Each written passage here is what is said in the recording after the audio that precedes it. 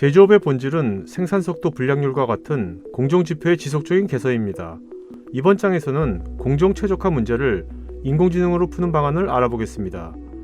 여러분이 쉽게 이해할 수 있도록 제가 엔비디아 김선우 기사와 웹이나 토크에서 소개했던 아이작 스미란 로봇 설계 AI 시뮬레이션 사례를 살펴보겠습니다. 로봇이 이제 택배를 가지고 이제 분리를 하고 이런 과정인데, 그런 거에 이제 피직스를 다 적용하면 네. 실제 환경에 물리적인 법칙이 다 적용된 환경에서 시뮬레이션 해보는 거잖아요. 어떻게 보면. 그렇죠, 그죠? 그렇죠. 네. 저 로봇 팔 같은 경우를 이제 만약에 저렇게 움직이다가 여기서 뭐 불편한 오류가 발생한다 그러면 좀 고쳐보고, 그 디자인이나 뭐 마찰이나 이런 것들을 다 알 수가 있으니까 그런 걸 그렇죠. 고쳐보고, 아 이게 최적화됐다, 팔의 길이라든지 뭐 앵글이라든지 거기에 맞춰서 이제 제품을 실제로 제작을 해보고 또 돌리면 약간의 오차는 있을 수 있는데, 네네. 아무래도 이렇게 시뮬레이션 해보는 것이 시간이나 비용 정도에서 절약을 할 수가 있습니다. 네. AI 시뮬레이션으로 공정 최적화 문제를 풀려면 먼저 AI를 학습시킬 가상 공간이 필요합니다. 제조 현장에 계신 분들은 지금의 어떤 프로세스나 이런 과정들이 정교하게 어쨌거나 세팅이 돼 있는 거거든요. 근데 내가 거기서 뭔가 더 최적화를 하고 싶어. 불량률을 더 낮췄으면 좋겠어. 그러면 그거를 어떻게 바꾸냐라는 거죠. 그 현장에서. 못 바꾸죠. 그거 실험했다가 난리가 날 수 있으니까. 그래서 그거를 하나의 가상 공간으로 만드는데, 가상 공간 또 만드는 기술들이 굉장히 다양할 수 있지 않습니까? 우리가 잘 아는 알파고는 강화학습이란 AI 알고리즘으로 바둑 공정의 최적화를 성취한 것이라고 할 수 있습니다. 예를 들어서 뭐 고도리를 쳐요. 그러면은 많이 따야 되는 거잖아요. 그래서 점수를. 게임 판이 있잖아요. 그게 환경이란 말이에요. 그럼 거기서 우리가 열심히 플레이를 해. 지기도 하고 따기도 하고 그러면서 어떻게 돼요? 학습을 하는 거죠. 아, 이때는 이렇게. 데이터로 훈련이 되는 게 결국 강화학습입니다. 근데 강화학습은 최종적으로 목표는 내가 점수를 많이 따서 이기겠다. 학습되는 데이터는 깔려있는 판때기와 내가 가지고 있는 패 이런 게 데이터가 되는 거고, 여기서 뭘 최적화하고 싶으냐? 내가 어떤 플레이를 하느냐. 딱 그게 강화학습의 하나의 프레임워크라고 보시면 돼요. 최적화를 시키고자 하는 공정 프로세스의 모든 요소들을 포함하는 가상 공간을 만든 후에 지속적인 가상 시뮬레이션을 시키면서 AI를 학습시킬 수 있습니다. 이로써 AI 학습의 가장 큰 걸림돌인 학습 데이터 부족의 문제를 해결할 수 있습니다. 인공지능과 결합하는 데 있어서 이 시뮬레이터의 역할은 데이터 생성 장치라고 보시면 될 것 같아요. 예를 들어서 요즘 이제 테슬라가 또 굉장히 업그레이드된 자율주행 프로그램을 이제 릴리즈하고, 테슬라도 자율주행에 대한 어떤 기술이나 프로그램들이 굉장히 수준에 도달을 하니까 이제 서브스크립션 베이스가 돼요. 한 달에 얼마씩 내서 테슬라의 아마 버전 9.0인데 그거를 사용할 수 있는 시대가 왔거든요.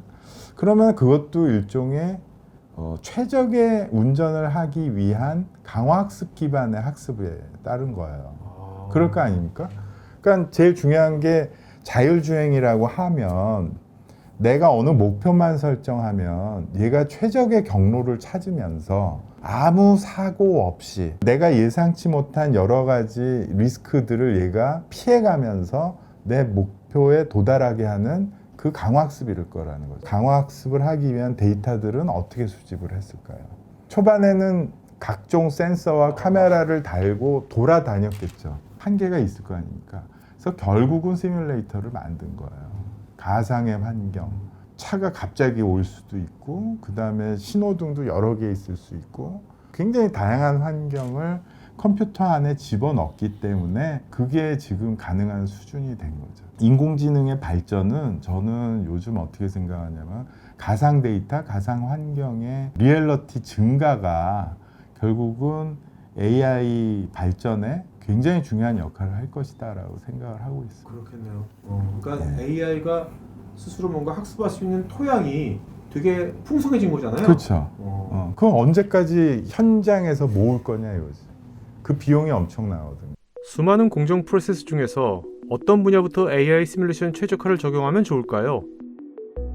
내가 통제하지 못한 외부적 요인이 많이 내 비즈니스 환경에 영향을 준다면 굉장히 가상 공간이라는 게 실제와 멀어질 가능성이 크다. 외부의 요인과 좀 차단된 내부적인 일부터 최적화하는 거를 좀 생각을 해보시는 게 어떻지 않나 생각해요. 딥러닝을 강화학습에 제일 먼저 현실적으로 접목시킨 회사가 딥마인드예요. 잘 아시지만 딥마인드가 이제 알파고 만든 회사인데 그 회사가 영국 정부인가 거기랑 이제 진행했던 프로젝트 하나를 드랍을 했어요. 몇 조를 쓰고서. 어떤 프로젝트였냐면은 에너지 최적화였어요. 규모가 영국 아마 전체를 대상으로 한 최적화였던 거예요. 저렇게 스마트한 사람들 역시 연구만 하다가 현실에 뭔가 큰 거를 해보겠다라는 저 사람들의 저 실수, 저는 통제되지 못한 요인들이 너무나 많거든요. 그래서 그런 것들을 어떻게든 데이터로 해결을 해보려다가 이제 결국은 실패한 사례인데, 전자제품의 금형 설계 최적화에 AI 시뮬레이션이 사용되는 사례를 살펴보겠습니다. 모니터나 이런 거 뒤에 보면은 이렇게 플라스틱 틀이 있지 않습니까? 그래서 몰딩하기 위한 거 모양을 디자인하는데 이게 뭐 밀핀이나 냉각 그 파이프라인이 들어가더라고요. 뜨거운 게 들어가니까. 근데 그거를 이제 최적으로 해야 되는 포인트들이 꽤 있나 봐요. 너무 많이 해도 그렇고 적게 해도 그렇고 부품 위치에 따라서 얼만큼 떨어져야 되고 굉장히 복잡한 조건들이 있는데, 그래서 디자인하시는 분들이 그 핀 위치만 정하는데 한 2주 이상씩 걸린대요. 사람이 막 그 맞춰서 하는데. 이제 그 문제를 저희가 이제 강화학습으로 푼 거죠. 핀 위치, 최적 핀 위치를 찾는 거를. 우리 엔지니어들이 이제 푼 문제를 보니까 이게 일반화할 수 있겠다. 그러니까 뭐냐면은 어떤 핀의 위치를 잡는데 핀의 개수는 좀 적게 하면서 핀의 또 개수는 이만큼 좀 많았으면 좋겠고, 핀이 맥시멈 몇 개까지만, 그 굉장히 복잡한 조건들이 있잖아요. 그래서 그게 하나의 보드게임처럼 저는 눈에 보여서 그거를 일반화시킨 거예요. 그래서 CAD 정보를 임포트를 해가지고 하나의 그냥 가상 공간을 그대로 만들고, 소위 얘기해서 그 피해야 되는 어떤 객체들도 하나의 그 CAD 정보거든요. 그래서 그거를 그 게임 환경에서 자기 보드를 디자인할 수도 있고, 그렇게 해서 푼 문제가 있는데, 그것도 이제 유사한 문제가 어떤 게 있냐면은 벌써 이제 꽤 됐는데, 구글도 이제 칩 디자인을 하지 않습니까? 요새 칩 디자인에 대한 게 굉장히 큰 이슈가 되고 있거든요. 그러니까 기존에 이제 만들어진 칩이 아니라 내 문제를 해결하기 위한 최적의 칩 디자인, 이게 굉장히 중요해지고 있는데, 구글이 그런 칩 디자인을 하는데 저희가 사용했던 그런 비슷한 기술들을 뭐 물론 훨씬 어드밴스드 된 거겠죠.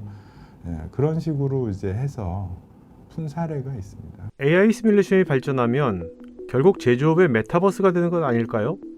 다음 장에서는 기업의 핵심 시스템인 MES와 ERP의 고도화 방향을 살펴보겠습니다.